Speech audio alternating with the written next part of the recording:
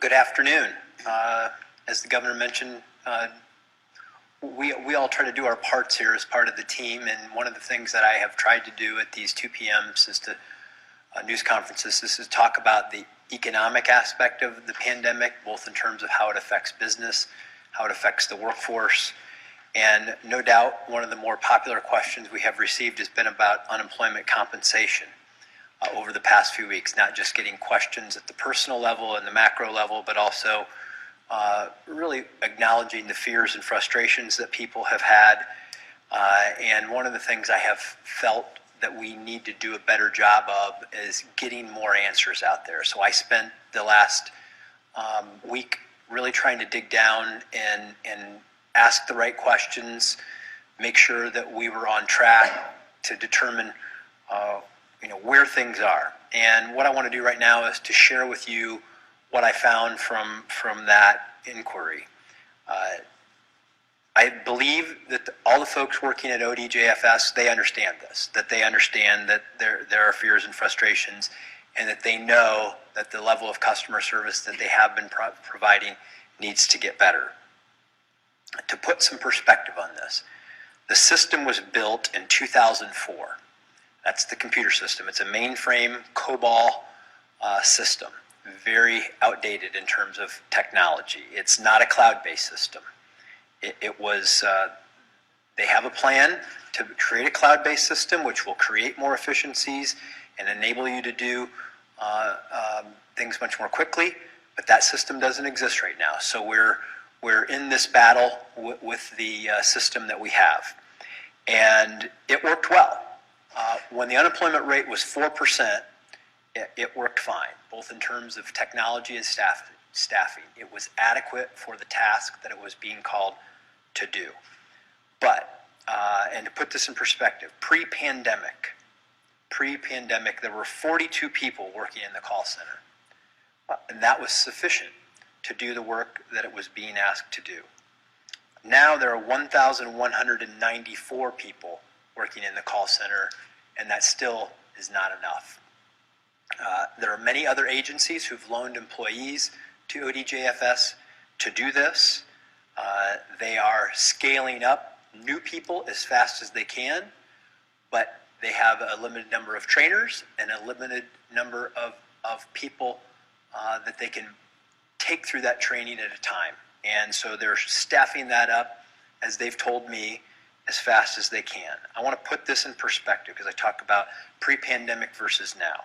More claims were filed in the last month than in the last 2 years.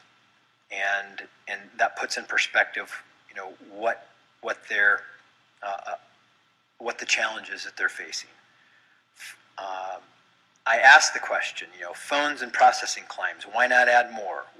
And they are. They assured me that they are, and that one of the things that I think many people, including myself, didn't have a full appreciation for is that, during the pandemic, we talk about a call center. Well, it's not a call center. It's not like there are physically people there because of the pandemic. We can't have people physically there in that close proximity with one another. But they're doing this from a distance. They have the technology that allow people to do this from their homes, and upgrading that and upskilling that technology and upskilling the people to do that was part of this process. That has been done and is underway as they continue to try to improve upon the system, the unemployment comp system. This is what I was promised will happen over the course of this week, that they will add text-to-speech capabilities. Those have already added. Those should create some efficiencies. They will onboard an additional 337 staff once this training that I talked about is complete. Before the end of the week, they will introduce an interactive voice recognition system and bot technology that will provide 2 ways to answer those frequently asked questions, so you don't have to wait online and talk to an actual person. We can get that move through the process more efficiently. By the end of next week, the Ohio Department of Job and Family Services has promised the following. They will launch a virtual call center to speed up wait times for people who need to call to talk to someone at the office. So they're going to add that.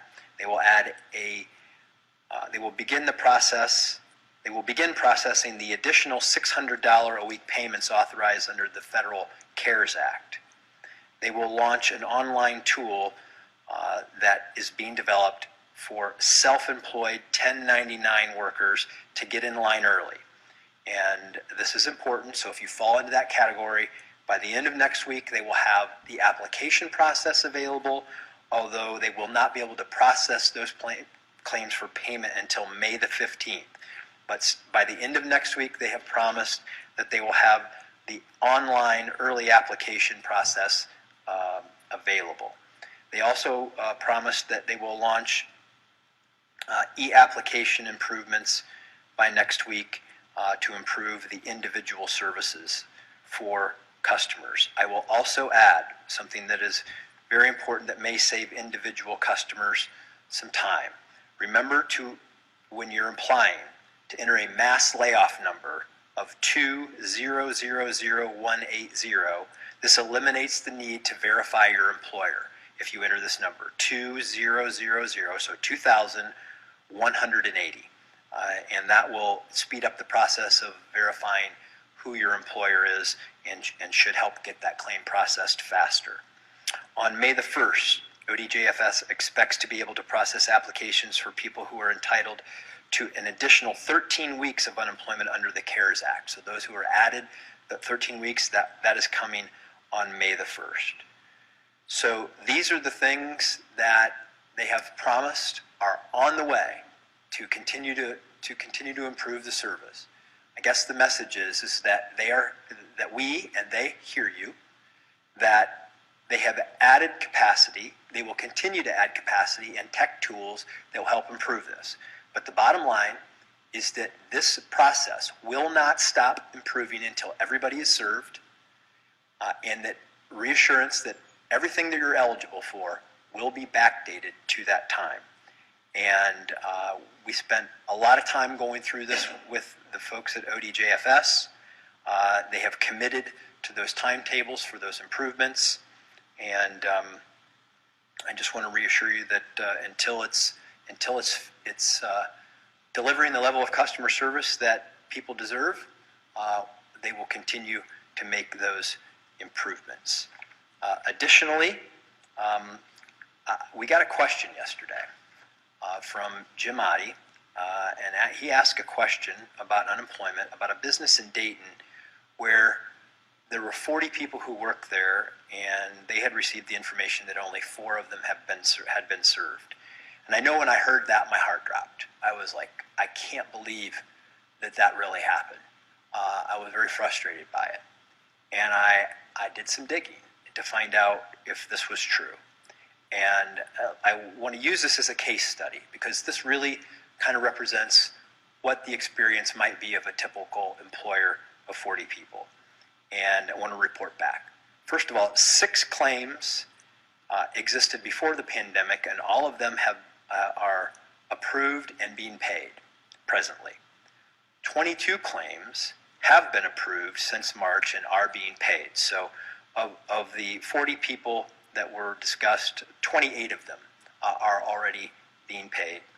3 of the pandemic claims were denied because the individuals did not meet the threshold to qualify for unemployment. However, they may be able to qualify once the 1099 system is stood up. And then there were 8 claims that were pending that needed more verification on a number of things, everything from Social Security number to a variety of things that were inconsistent. The reason I share that with you is because when you ask questions, we take the questions seriously. We take what people are concerned about seriously, and we track them down, and we try to get you answers. And I think that this really demonstrates, what exists out there from a typical employer, maybe what you're hearing, and what is actually happening. And in conclusion, while we talk about the people who have lost jobs, there are also a number of employers out there, as I say every day, who are hiring to fill those essential business roles, those essential services roles.